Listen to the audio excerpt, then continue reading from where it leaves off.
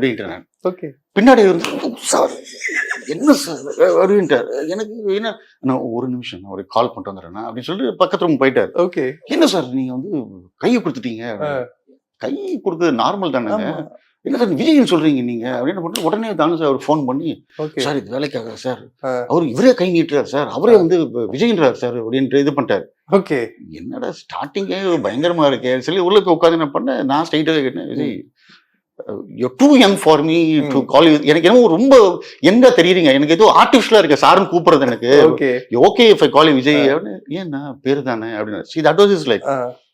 then I started the narration. you won't believe it. ஒரு 5ஆவது நிமிஷத்துல இருந்து சிரிக்க ஆரம்பிச்சாருன்னா அதாவது என்னன்னா காலையில எல்லாம் நிறைய சொல்லிட்டு இருந்தாங்களே செவ்வறு இவருன்னு சொன்னாங்களே பார்த்தா சிரிக்கிறார் naturally when I got a good listener. நானும் ஏத்துறேன் காமெடி பஞ்சு போட்டுட்டே வரேன் பாடி லாங்குவேஜ் ரசிக்கிற இது பண்றாரு.